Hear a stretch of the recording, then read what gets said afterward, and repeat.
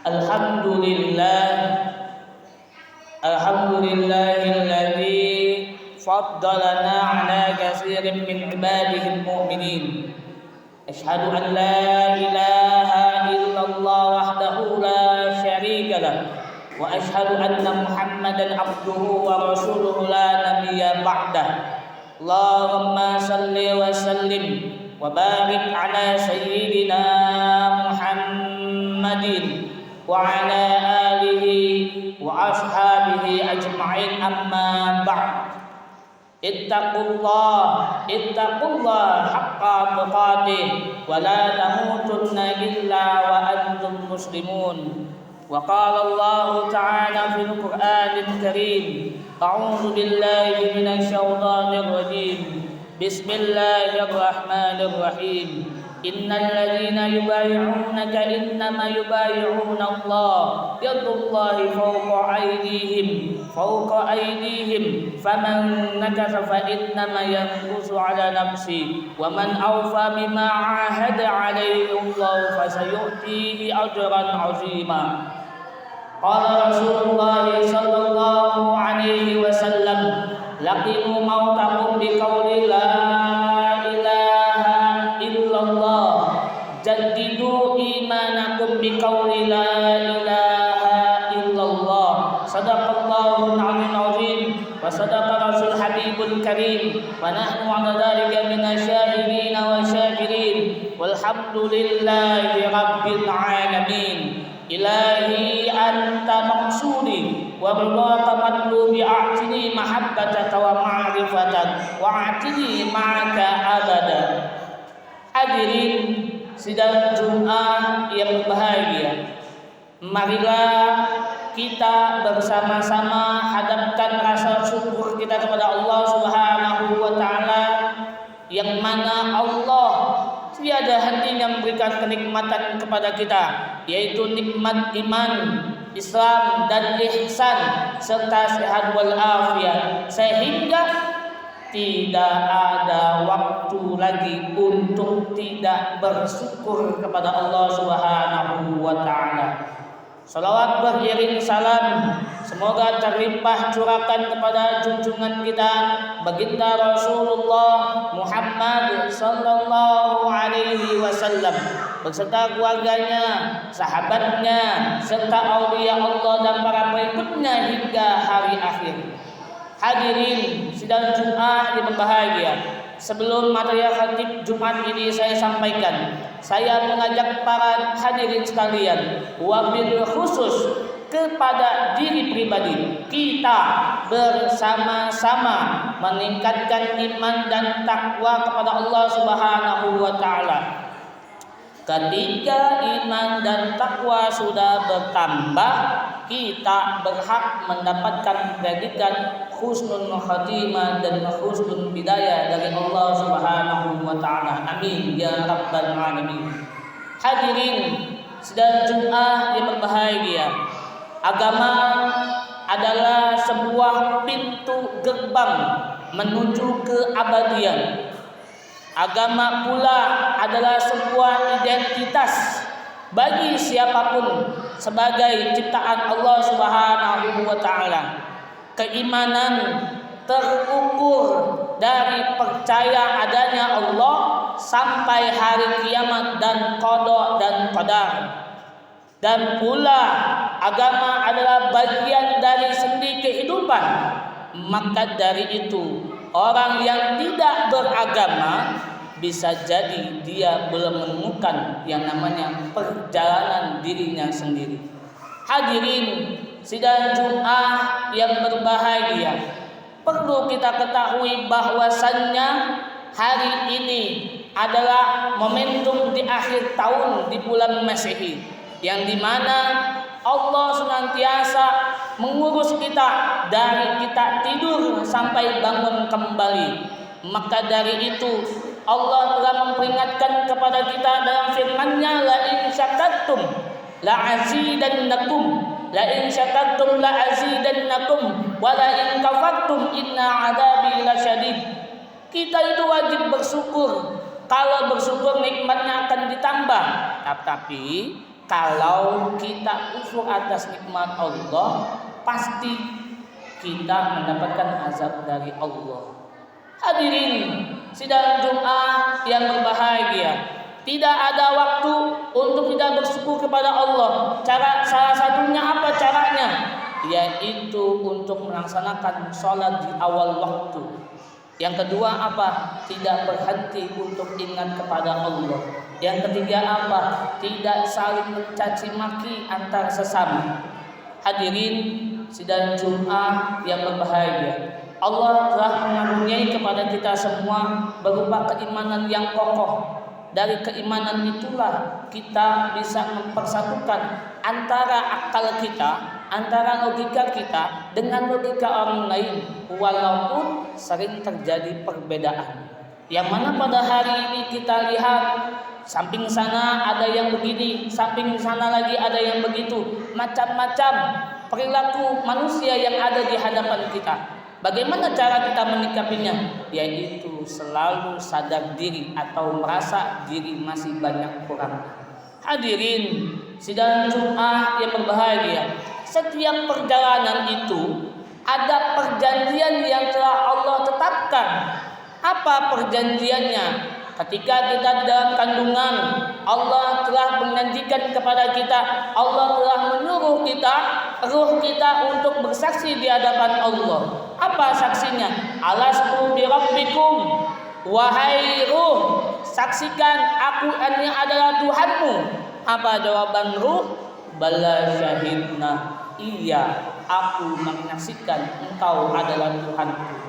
Tetapi sampai saat ini kita masih senantiasa mengkhianati janji itu.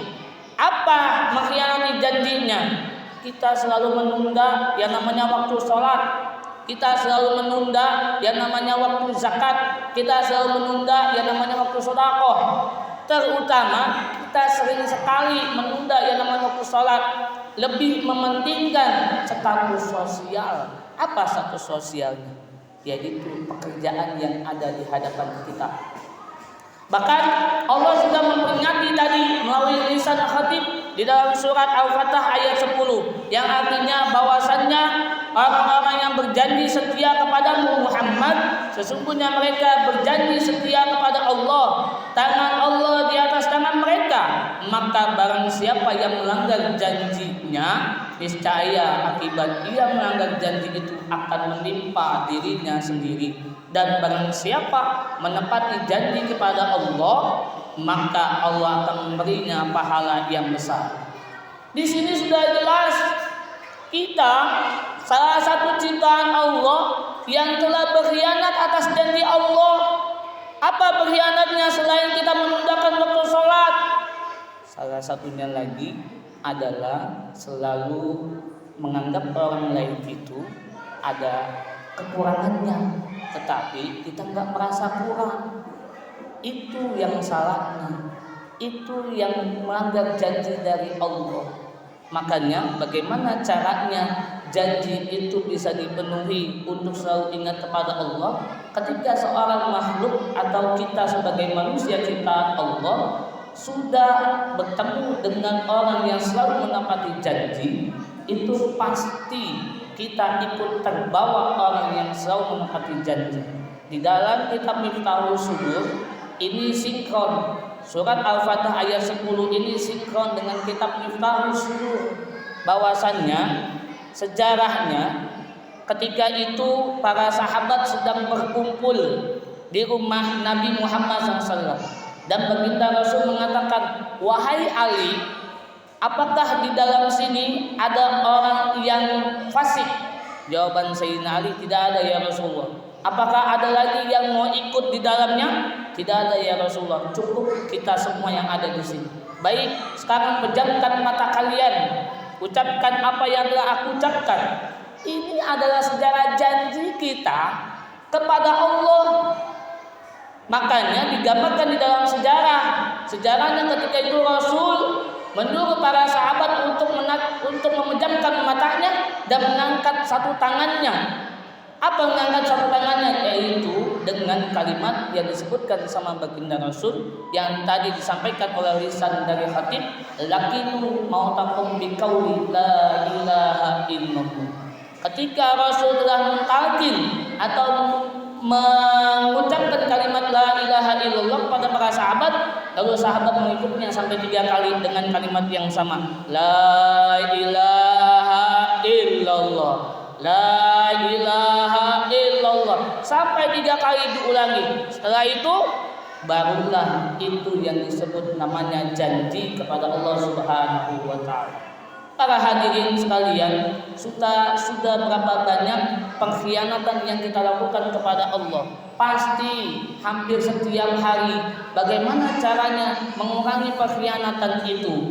Tidak lain dan tidak bukan menghidupkan kalbu yang sudah mati.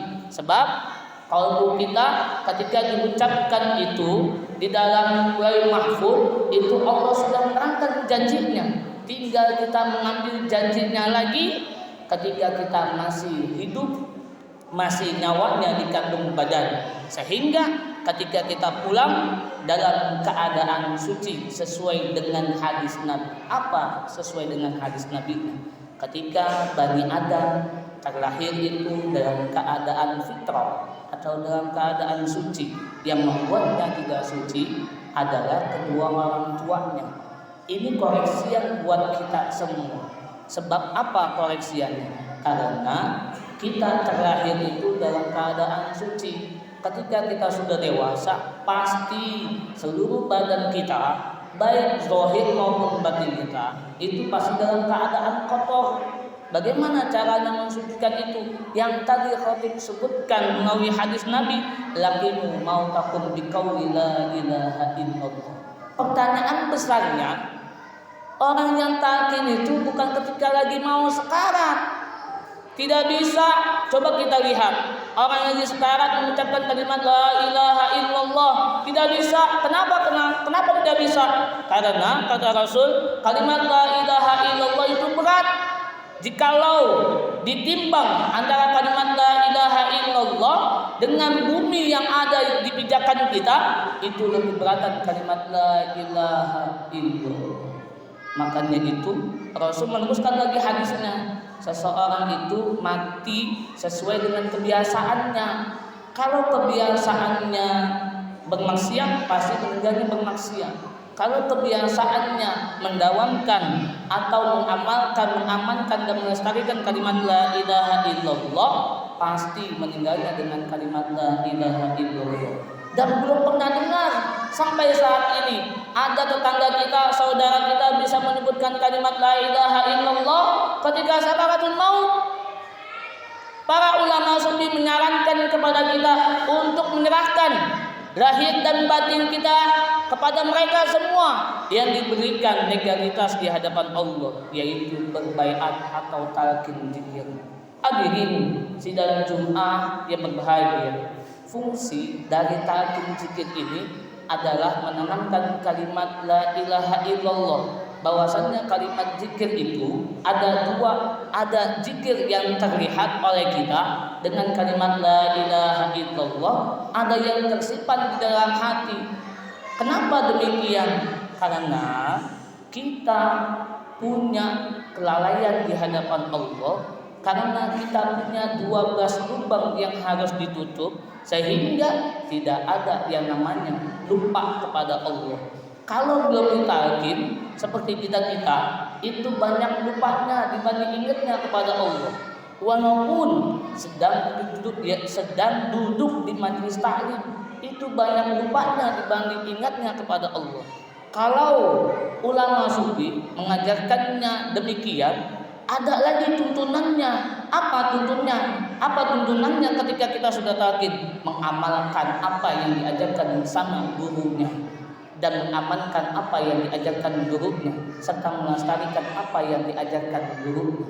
Maka dari itu, sebelum nyawa kita atau ruhaninya kita berpisah di jasad kita, sebelum nyawa kita belum ada diambil oleh Allah, maka kita berkewajiban untuk mencari seorang guru mursyid Untuk apa? Untuk meminta ta'kin zikir. Sebab Dajjal itu sudah membabi buta.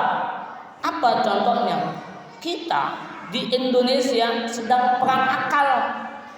Di Palestina itu sedang perang otot. Bangku hantam. Kalau di Indonesia sedang perang otak. Apa perang otaknya? Bikin siasat. Siasat bisa, ya namanya kita lupa. Siasat bisa, ya namanya kita terkecoh oleh siapapun yang ada di hadapan kita.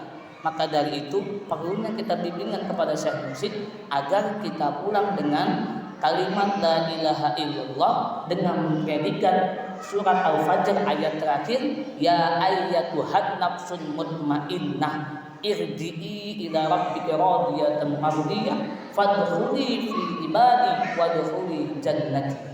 Ini yang paling penting. Semoga Allah Subhanahu wa taala berkahi kita semuanya, segalanya dan selamanya. A'udzubillahi minasyaitonir rajim. Bismillahirrahmanirrahim. Wal 'ashri innal insana lafi khusr illa alladziina aamanu wa 'amilus shalihati wa tawassaw bil haqqi wa tawassaw bis sabr. Barakallahu lana wa lakum fil Qur'anil karim wa nafa'ani wa iyyakum bima fihi min ayati wa dzikril hakim. Aqulu qawli hadza fastaghfiruhu innahu huwal ghafurur rahim.